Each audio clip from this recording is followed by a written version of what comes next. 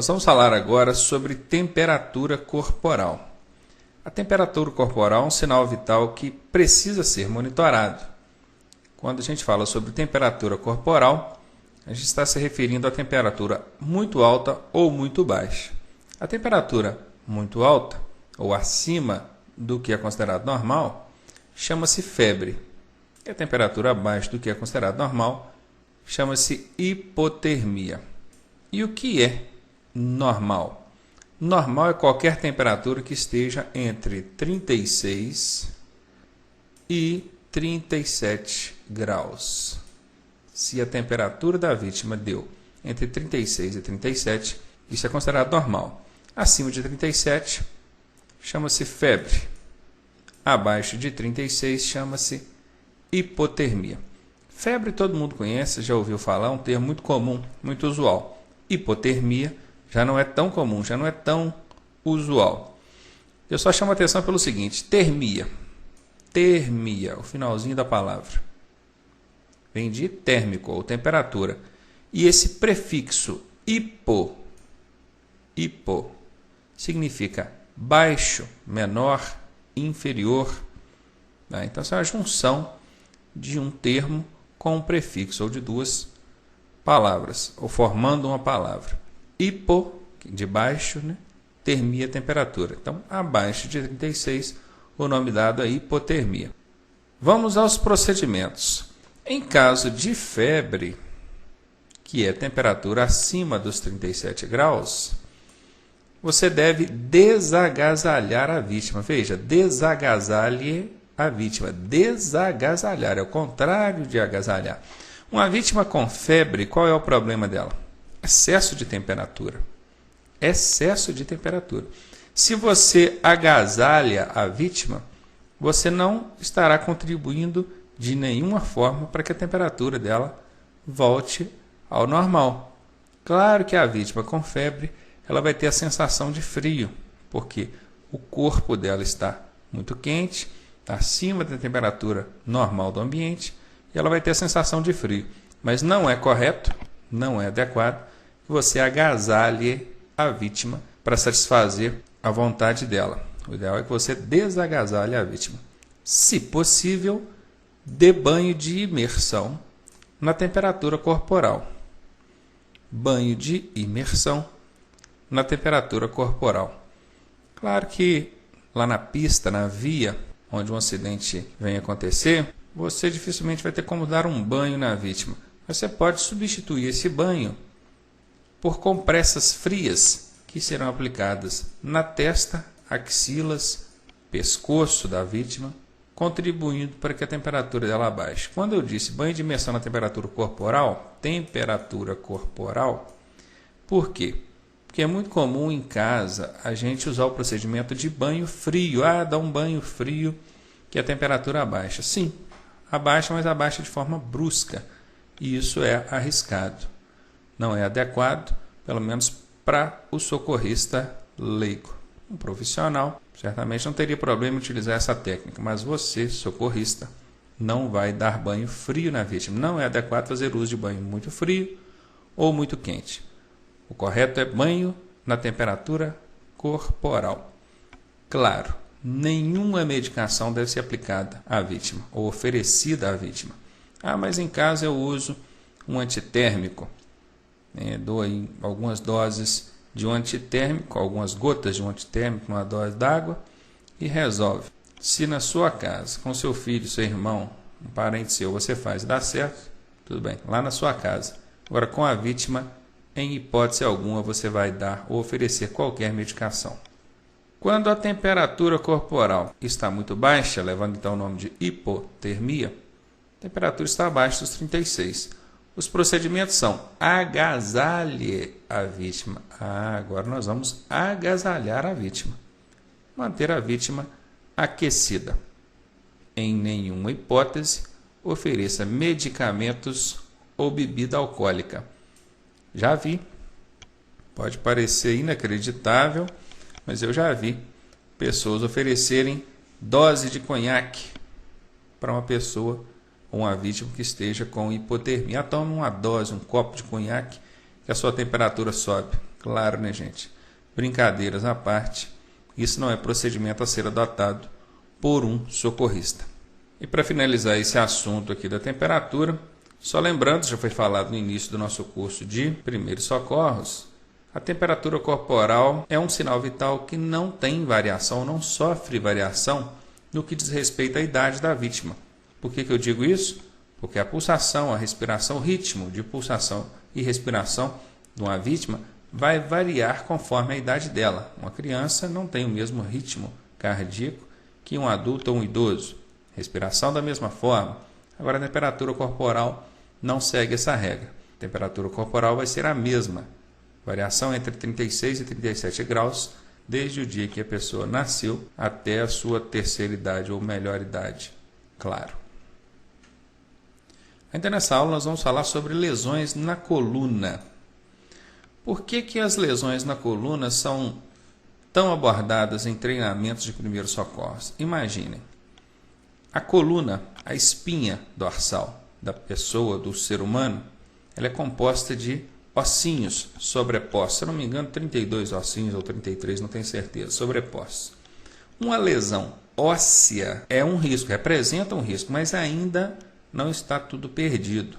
O problema maior é quando a medula, que está dentro da espinha dorsal, é atingida. Por isso que muitas vezes no acidente de trânsito, a pessoa tem ali um deslocamento numa vértebra da coluna, ou até mesmo uma fratura óssea, mas ainda não atingiu a medula, portanto, ela ainda tem chance de ser socorrida de forma adequada, sem que tenha traumas em razão dessa lesão. Para diagnosticar esse tipo de lesão, provoca estímulos físicos na vítima, testando a sua capacidade de mobilidade e sensibilidade. Por que eu digo isso? Uma pessoa que tenha sofrido uma lesão na coluna vai apresentar dificuldade em mobilidade e sensibilidade.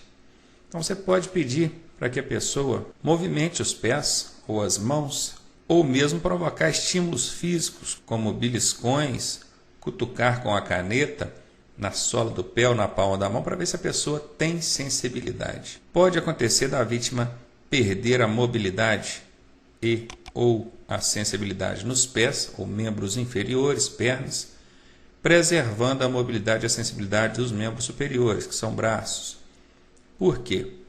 Porque a lesão atingiu uma vértebra mais baixa da coluna, provocando então um trauma nos membros inferiores somente.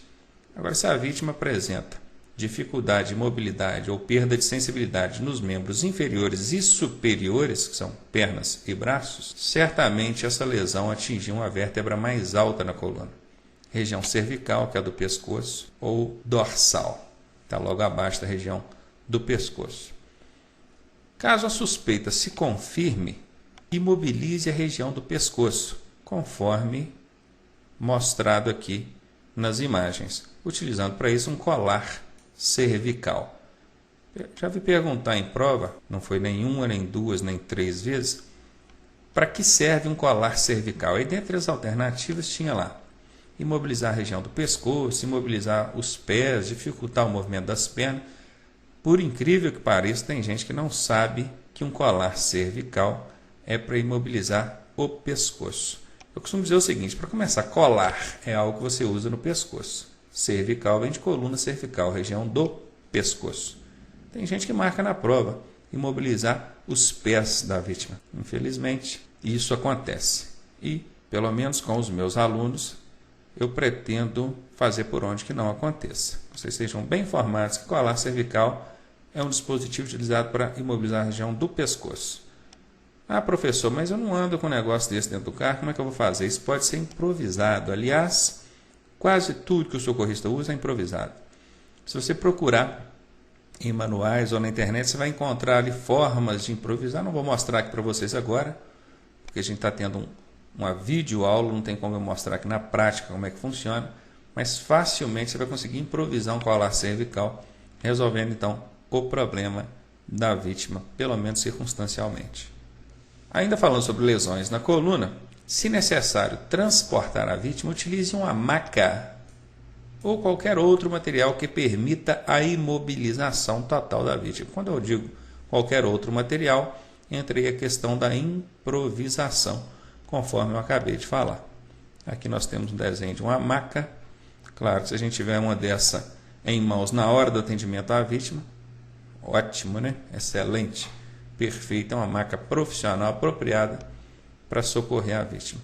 Imobilização total da vítima. Lembrando que o adequado é não retirar a vítima do veículo, não movimentar com a vítima, não transportar a vítima, a não ser que em última instância isso seja comprovadamente necessário. Tenha muito cuidado, pois uma lesão na coluna pode deixar a vítima permanentemente paraplégica. Conforme explicado anteriormente, se houve a lesão óssea, ainda não houve a lesão na medula, essa vítima tem grandes chances de se recuperar sem que fique com sequelas permanentes.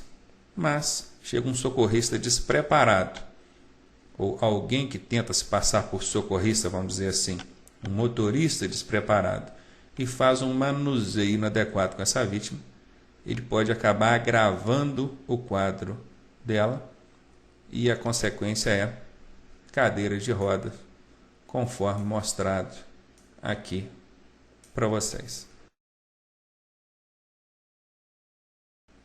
Nesta aula nós vamos falar dos tipos de lesões mais comuns que ocorrem em acidentes de trânsito. São elas fraturas, entorses e luxações. Só para ficar bem definida a diferença entre uma e outra lesão dessa, vamos à explicação. A fratura é o rompimento do osso. Observem aqui, na clavícula da vítima, nós tivemos o rompimento do osso. Quebrou o osso. Isso é uma fratura. O entorse é uma lesão no ligamento, no tendão, no ligamento. E a luxação é o deslocamento do osso de sua posição natural, sem que tenha havido a fratura. O osso não quebrou, ele apenas se deslocou, e aqui nós temos um exemplo na figura do que é exatamente essa luxação, que tem ficado bem claro para vocês a diferença entre uma e outra lesão dessas. Essas são as lesões mais comuns em acidentes de trânsito. Já vi perguntar em prova, quais são as lesões mais comuns em acidentes de trânsito? Hemorragia, queimadura, parada cardíaca, fraturas, entorses, luxações. Vamos estar aí preparados para responder a esse tipo de questão. As fraturas podem ser do tipo fechada, onde há o rompimento do osso, o osso quebrou, mas não houve o rompimento do tecido muscular, pele, carne, não. E existe fratura do tipo exposta, onde há o rompimento do osso e esse osso rompe também músculos e pele, ficando exposto, por isso leva o nome de fratura exposta. Nas fraturas, entorses e luxações, os procedimentos são: imobilize a região afetada. Como? Nós temos representado aqui no desenho um tipo de imobilização.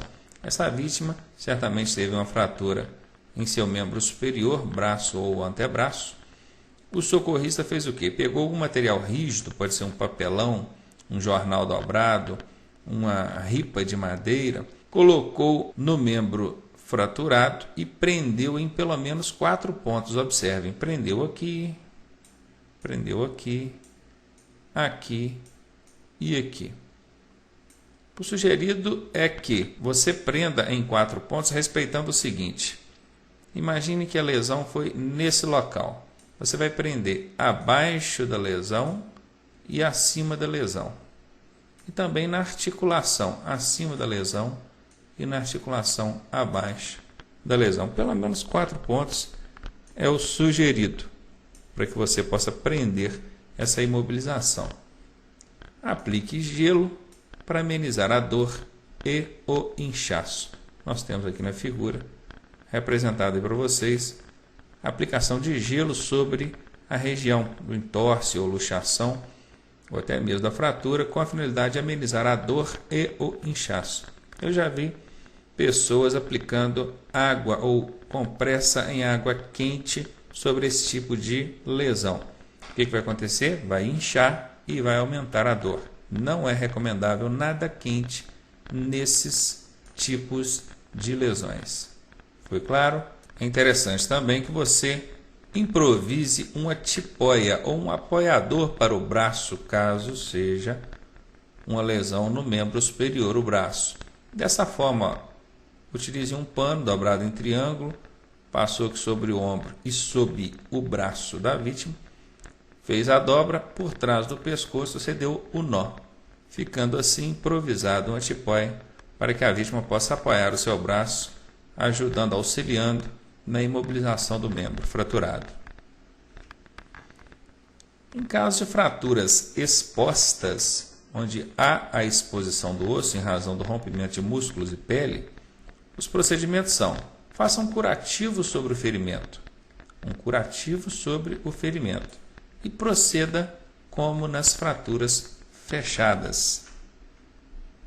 A observação diz: não tente recolocar o osso ou o membro lesado na posição natural. Vou grifar isso aqui para vocês. Não tente recolocar o osso ou membro lesado na posição natural. Deixe do jeito que está. Conforme estiver, você vai imobilizar. A ordem é imobilizar a região fraturada.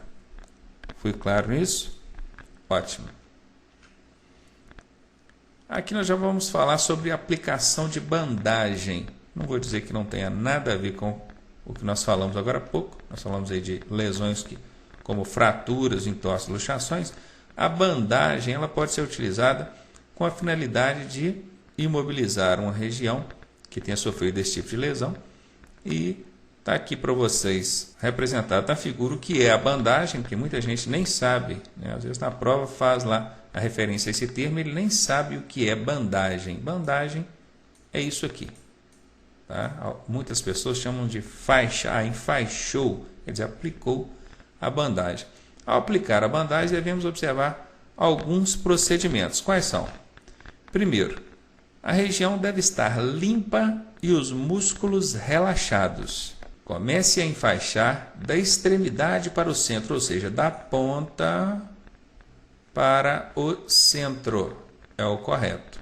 Enfaixar da esquerda para a direita. Aqui está a sua esquerda, aqui está a sua direita. Você vai fazer movimentos da esquerda para a direita.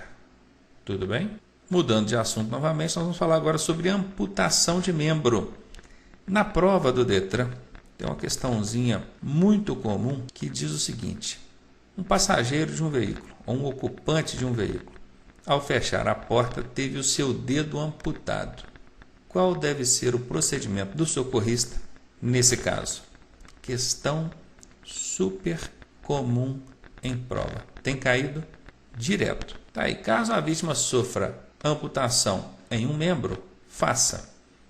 Envolva a parte amputada num agaze ou pano limpo. Nós temos aqui o exemplo do dedo da pessoa, o dedo amputado. Primeira coisa, envolver esse dedo num agaze ou pano limpo. Depois, colocá-lo num saco plástico. Tá aqui, ó. Coloque-a num saco plástico para depois, então, acomodar essa parte amputada no gelo. Ó, depois que já estiver na gaze ou pano limpo, no saco plástico, aí você vai colocar no recipiente com gelo. Veja o que a observação diz. O membro amputado não deve ter contato direto com o gelo. Vou grifar. Eu sei que está destacado aqui para vocês numa cor diferente de fonte ou de letra, mas eu vou grifar. O membro amputado não deve ter contato direto com o gelo. Por quê? Porque vai queimar os ligamentos e vai impossibilitar a reimplantação. Gente, eu sei que tem pessoas teimosas ao ponto de bater na tecla de que a parte amputada deve ser colocada no gelo. Eu não estou negando isso. Eu só estou dizendo que a parte amputada não pode ter contato direto com o gelo. Primeiro ela precisa ser acomodada no agasalho ou pano limpo, depois colocada dentro de um saco plástico, para depois então você colocá-lo num recipiente com gelo. Agora nós vamos falar sobre queimaduras. As queimaduras podem ser de primeiro, segundo ou terceiro graus. Numa queimadura de primeiro grau, apenas o tecido epitelial ou a epiderme é atingida, a região superficial da pele, enquanto numa queimadura de segundo grau, nós temos a lesão da região epiderme e parte da derme, que já está subcutânea, abaixo da pele. Uma queimadura de terceiro grau, uma queimadura mais profunda, mais extensa, nós podemos ter melhor as características desses tipos de queimaduras, observando por aqui. Numa queimadura de primeiro grau, a pele fica vermelha e dolorida, mas apenas a superfície, ou seja, a epiderme, é afetada. Numa queimadura de segundo grau, formam-se bolhas que podem demorar algumas horas para aparecer. Não é recomendável que essas bolhas sejam estouradas ou perfuradas. A dor é intensa, pois terminações nervosas ficam expostas. E numa queimadura de terceiro grau, há destruição das células da pele. A cura é lenta e requer enxertos de pele. Casos mais graves atingem músculos ou até ossos. Diante de tais lesões, como deve proceder o socorrista? Vejamos. Quais os procedimentos em caso de queimaduras? Primeiro, se possível, lave a região com soro fisiológico, conforme mostrado aqui para vocês na figura. Cubra a queimadura com algo não aderente. É importante lembrar que se você coloca um agaze sobre uma queimadura, a tendência é que a gaze absorva a umidade da queimadura e com isso ela vai aderir à queimadura, à região do ferimento, e depois para tirar vai ser muito difícil. Então o adequado seria material não aderente. Um plástico, por exemplo, estaria cobrindo a queimadura, a região da queimadura, e obviamente não teria o mesmo efeito que a gaze, absorvendo a umidade da queimadura e grudando no ferimento.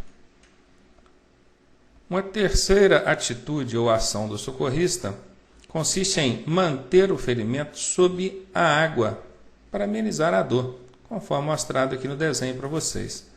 Coloque a região da queimadura sob a água por cerca de 10 a 15 minutos para resfriar a região da epiderme, amenizando o sofrimento da vítima.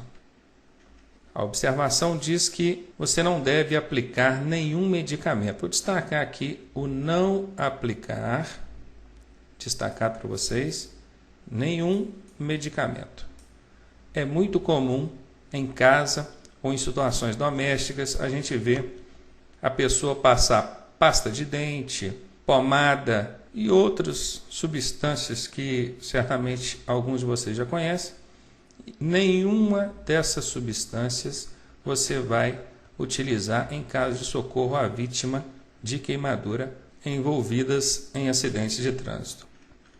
Se a vítima estiver em chamas, faça o seguinte: use o método de abafamento para conter as chamas. Método de abafamento. Como é que é isso? Observem aqui no desenho. A vítima está em chamas. O que o socorrista fez? Abafou as chamas com um cobertor ou algum material que pudesse vir e abafar, retirando do fogo o elemento ar e, com isso, controlando a situação. Retire a roupa da vítima nas partes atingidas pelo fogo. É muito comum, onde a pele sofreu a queimadura, a roupa aderir à queimadura, grudar na queimadura. O efeito é o mesmo do que eu falei agora há pouco em relação a gases. Se você tem uma queimadura, coloca uma gaze sobre o ferimento, essa gaze vai absorver a umidade da queimadura e vai grudar ali. Com a roupa acontece a mesma coisa. Por isso você deve tirar ou retirar a roupa da vítima nas partes atingidas pelo fogo. Detalhe: no momento que você estiver tirando ali a camisa, a blusa ou a calça da pessoa, se já estiver alguma dessas partes grudada no ferimento, não puxe.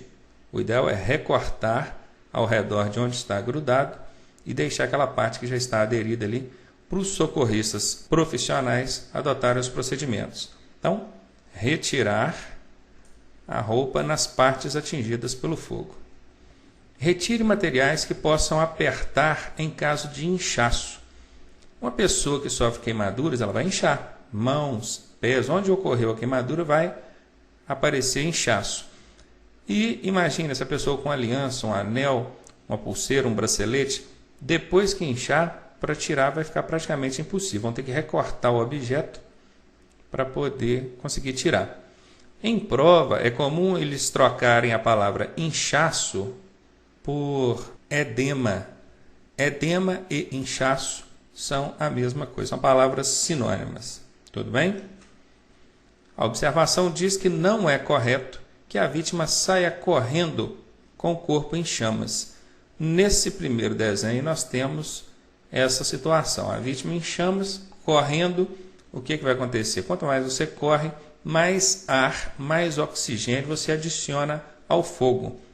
E fogo, claro, ele precisa, além do combustível, ele precisa de ar, oxigênio. Se você alimenta o fogo ou as chamas com mais ar, com mais oxigênio, a tendência é que as chamas aumentem e piora a situação da vítima. Se você não tiver um cobertor ou algum material que você possa abafar, o procedimento da vítima rolar no chão também favorece, porque de acordo com o que as partes do corpo dela vão pegando no chão, vai acontecendo o abafamento e o fogo vai apagando. Tudo bem? Então estejam atentos a isso aqui. Não é correto que a vítima saia correndo com o corpo em chamas. Em caso de queimaduras nos olhos, lave com água corrente, conforme mostrado aqui no desenho para vocês. Cubra os dois olhos da vítima, os dois, mesmo que apenas um deles tenha sido atingido. Para quê? Para evitar que a vítima fique movimentando com os olhos. Se você parar um pouquinho e pensar, você vai entender que, cobrindo apenas um olho e o outro ficando aberto, a pessoa vai ficar mexendo com o olho no momento que ela está visualizando alguma coisa. Ela olha para um lado, olha para o outro olho mexe juntamente. Por isso que é recomendável, mesmo que a lesão ocorra apenas em um dos olhos, que você cubra os dois. Tudo bem? Queimaduras por produtos químicos. Se o produto não for reagente,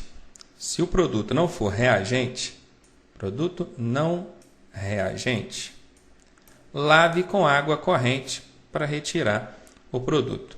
Se o produto for reagente, limpe com pano seco. Quando eu digo reagente, é produto que entra em reação quando em contato com a água. Por exemplo, soda cáustica, cal. Se você joga água sobre soda cáustica ou cal, certamente esse produto entrará em reação, agravando o problema, aumentando ainda mais as consequências da queimadura ocorridas por esse produto. Então, produto não reagente, pode lavar com água. Se o produto for reagente, limpe com um pano seco. Cubra a região atingida. Em caso de queimaduras por choque elétrico, o que você vai fazer? Não coloque a mão na vítima. Por quê? Claro, né? Acho que fica fácil da pessoa imaginar isso. Se a vítima está sendo eletrocutada, você coloca a mão na vítima, você também será eletrocutado. Então, isso aí é óbvio, vocês não vão colocar. O ideal é que você desligue a corrente elétrica, desligar a corrente elétrica, que é o que o socorrista está fazendo aqui. Ó. Ele está com a mão na caixa de eletricidade, desligando a chave de energia. Ou remova com material não condutor de energia o cabo de energia que está eletrocutando a pessoa. Material não condutor de energia é uma barra, uma haste de plástico ou borracha. Evite materiais dos quais você tenha dúvidas sobre ser ou não ser condutor de energia. Uma queimadura por choque elétrico pode provocar parada cardiorrespiratória. Nesse caso, você sabendo disso, após adotados os procedimentos anteriores, você vai fazer a análise da vítima e, constatada uma parada cardiorrespiratória, proceder conforme explicado na aula sobre esses procedimentos. Trate as queimaduras como nos demais casos, ou seja, imersão sob a água para amenizar a dor, retirar a roupa onde tem aderido ao ferimento, retirar objetos que possam apertar em caso de edema e daí por diante. Eu acredito que caia aí pelo menos uma questão na prova de vocês sobre queimaduras, e com isso aqui a gente encerra essa parte de queimaduras. Na próxima aula já vamos estar falando sobre convulsões e estado de choque. Até daqui a pouco, um abraço.